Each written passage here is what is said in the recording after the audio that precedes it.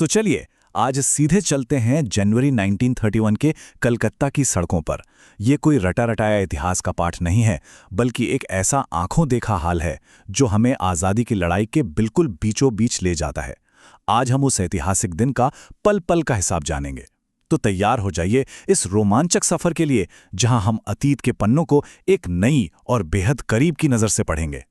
26 जनवरी, आज का दिन तो अमर दिन है। सोचिए, सीताराम सेक्सरिया जी ने अपनी डायरी का पन्ना इन्हीं भारी भरकम और दमदार शब्दों के साथ शुरू किया था। इन चंद शब्दों में कितनी गहरी भावना छुपी है ना? ये कोई आम दिन नहीं था। पूरे हिंदुस्तान में आज़ादी का जश्न मनाया जाना था और इसके लिए महीनों से जोरों शोरों से तैयारियां चल रही थीं। दांव पर सच में बहुत कुछ लगा था। और मजे की बात यह है कि ये कोई बाद में सोच समझकर गढ़ी गई कहानी नहीं है।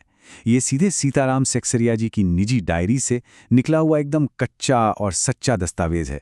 जब कोई इंसान उसी पल घट रही घटनाओं को कागज पर उतारता है ना, तो उसकी सच्चाई और वो हड़बड़ाहट वो आज भी महसूस की जा सकती है।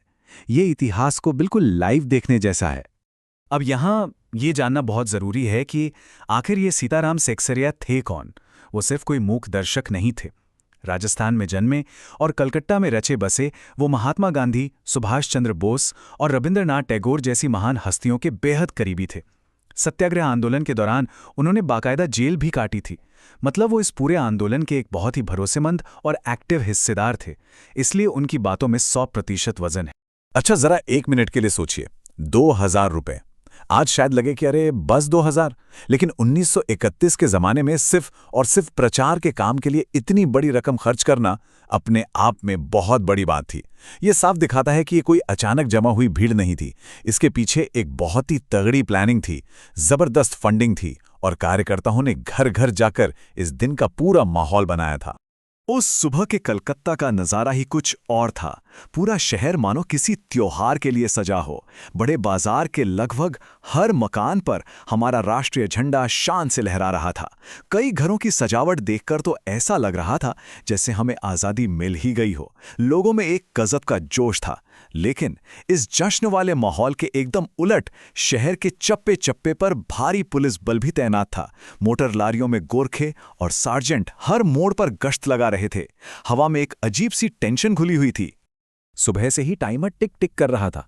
तनाव लगातार बढ़ता जा रहा था। सुबह 6 बजे से ही पुलिस ने मॉन्यूमेंट और बड़े बड़े पार्कों को छावनी में तब्दील कर दिया था। पर लोग कहाँ रुकने वाले थे? कई जगहों पर फिर भी झंडे फहराए गए। फिर सुबह 11 बजे मारवाड़ी बालिका विद्यालय की लड़कियों ने अपने स्कूल में एक शानदार उत्सव मनाया, जहां जानकी देवी और मदालसा जैसी महिला नेताओं ने उनमें जोश भरा। और फिर दोपहर 1 बजे एक अजीब सी शांति छा गई। मॉन्यूमेंट के आसपास का वो इलाका जो सुबह पुलिस से खचाखच भरा था, अचानक खाली खाली सा लगने लगा। ऐसा लगा मानो तूफान से पहले की शांति हो। और फिर शुरू हुआ असली खेल, एक बिल्कुल खुला चैलेंज। एक तरफ पुलिस कमिश्नर का कड़क नोटिस आ चुका था कि कोई भी पब्लिक मीटिंग पूरी तरह से गैर कानूनी है और जो भी इसमें शामिल होगा उस पर मुकदमा चलेगा। और ठीक इसके जवाब में काउंसिल ने भी अपना नोटिस ठोक दिया। उन्होंने साफ कह दिया कि मॉन्यूमेंट के नीचे ठीक 4:24 पर हर हाल में झंडा फहराया जाएगा और आज़ादी की प्रतिज्ञा पड़ी जाएगी। ब्रिटिश हुकूमत और आज़ादी के दीवानों के बीच ऐसा आमने सामने का चैलेंज शायद ही पहले कभी किसी ने देखा हो।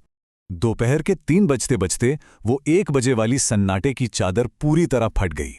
पुलिस की उन तमाम धमकियों को दरकिनार करते हुए मैदान में हजारों की भीड़ उमड़ पड़ी। लोग छोटी छोटी टोलियां बनाकर पूरे मैदान में डट गए थे। डायरी के लफ्जों में कहें तो आज की बात ही निराली थी। एक खुली लड़ाई का मैदान पूरी तरह से तैयार हो चुका था। अब बात करते हैं उस क्लाइमैक्स की जिसने इतिहास रच दिया।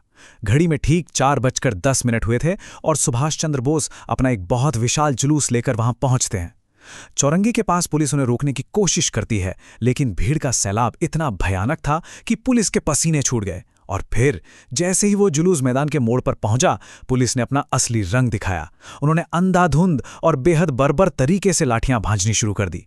चारों तरफ चीख पुकार मच गई और भारी अफरा तफरी का माहौल बन गया। इस भयानक लाठीचार्ज के बीच जो नजारा था ना, वो रोंगटे खड़े कर देने वाला था। सुभाष बाबू पर भी लगातार लाठियां बरस रही थी, लेकिन सेक्सरिया जी लिखते हैं कि उन्होंने खुद अपनी आंखों से देखा। सुभाष बाबू पूरी ताकत से गरजते हुए वंदे मातरम के नारे लगा रहे थे। पुलिस बिल्कुल खून की प्यासी हो चुकी थी। क्षितिज चटर्जी का तो सिर ही फट गया था, खून की धार बह रही थी। लेकिन इसके बावजूद किसी भी नेता या कार्यकर्ता का हौसला 1 इंच भी नहीं डिगा। और जहां एक तरफ ये खूनी खेल चल रहा था, वहीं दूसरी तरफ महिलाओं ने जो गजब का साहस दिखाया, वो तो अकल्पनीय था। इतनी भयानक हिंसा के बीच भारी संख्या में महिलाएं मॉन्यूमेंट की सीढ़ियों पर चढ़ गईं। उन्होंने बिना किसी खौफ के झंडा फहराया और उसी मारकाट के बीच आज़ादी की वो घोषणा पर डाली। जो वॉलंटियर्स वहां डटे थे, उन पर लाठियों की बरसात हो रही थी, लेकिन वो अपनी जगह से टस से मस नहीं हुए। महिला शक्ति का ऐसा बेखौफ प्रदर्शन इतिहास में सच में बहुत कम देखने को मिलता है। इस बड़े टकराव के तुरंत बाद पुलिस ने भीड़ को तोड़ने के लिए धड़ाधड़ गिरफ्तारियां शुरू कर दीं। सुभाष चंद्र बोस को खींचकर लाल बाजार लॉकअप में डाल दिया गया। कुछ ही देर में महिलाओं का एक और जुलूस आगे बढ़ा, लेकिन उसे धर्म तल्ले के मोड़ पर ही पुलिस ने रोक दिया। करीब 50 से 60 महिलाएं वहीं बीच सड़क पर धरने पर बैठ गईं, जिन्हें बाद में पुलिस की लारियों में भरकर ले जाया गया। विमल प्रतिभा जी भी एक और ग्रुप को लीड कर रही थीं, उन्हें भी बहु बाजार में रोककर गिरफ्तार कर लिया गया। इस पूरे दिन का जो असली जज्बा था ना, उसे समझने के लिए बस एक इंसान की कहानी जाननी जरूरी है, व्रजलाल गोयन का। ये साहब झंडा लेकर इतनी तेजी से मॉन्यूमेंट की तरफ भागे कि खुद ही औंधे मुंह घिर पड़े। तभी एक अंग्रेज घुड़सवार ने उन्हें जोरदार लाठी मारी और खींचकर कुछ दूर ले जाकर छोड़ दिया। क्या वो माने? बिल्कुल नहीं। वो तुरंत उठकर महिलाओं वाले जुलूस में घुस गए। जब वहां भी पुलिस ने उन्हें छोड़ दिया तो भाई साहब ने हार नहीं मानी। उन्होंने 200 लोगों का अपना एक अलग ही जुलूस खड़ा कर लिया और सीधे लाल बाजार पुलिस स्टेशन की तरफ मार्च कर दिया, जहां आखिरकार उन्हें गिरफ्तार कर लिया गया। इसे कहते हैं असली जुनून। अब दिन ढलने लगा था। शाम का वो दृश्य बहुत ही दर्दनाक था। रात के करीब 8 बज रहे होंगे, तभी खादी भंडार में कांग्रेस ऑफिस से एक फोन आता है। पता चलता है कि वहां बहुत सारे घायल लोगों को लाया गया है और कईयों की हालत तो बेहद नाजुक है। डॉक्टर दासगुप्ता वहां घायलों का इलाज कर रहे थे और सबसे जरूरी बात, वो इतिहास के पन्नों में इस बर्बरता को दर्ज करने के लिए उन घायलों की तस्वीरें भी खिंचवा रहे थे, ताकि पक्के सबूत रह सकें। अगर हम उस दिन की कुर्बानी के आंकड़ों पर गौर करें तो स्थिति की गंभीरता समझ में आती है। सिर्फ उस एक दिन में कुल 105 महिलाओं को गिरफ्तार किया गया। डायरी में एकदम साफ लिखा है कि कलकत्ता के इतिहास में इससे पहले एक साथ इतनी महिलाओं को कभी गिरफ्तार नहीं किया गया था। इसके अलावा 160 पुरुष अस्पतालों में भर्ती हुए और कुल घायलों की संख्या 200 के भी पार थी। ये सिर्फ नंबर्स नहीं हैं, ये उन लोगों की कीमत है जो उन्होंने अपनी आज़ादी के लिए खुशी खुशी चुकाई थी। इतनी भारी कीमत चुकाने और इतने खून खराबे के बाद सीताराम सक्सेरिया जी अपनी डायरी का पन्ना एक बहुत ही इमोशनल और शक्तिशाली बात लिख के ख़त्म करते हैं। वो कहते हैं, बंगाल या कलकत्ता के नाम पर जो एक कलंक था कि यहाँ आज़ादी का काम नहीं हो रहा है, वो आज बहुत हद तक धुल गया है।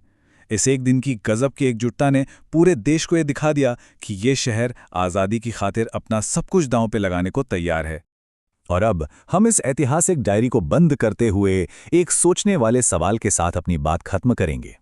जरा सोचिए, अगर एक इतना संगठित और मजबूत इरादों वाला समाज दुनिया के सबसे बड़े साम्राज्य की जड़ें हिला सकता है, तो इस तरह की अटूट एकता आज के दौर में कौन-कौन सी बड़ी बाधाओं को चकनाचूर कर सकती है।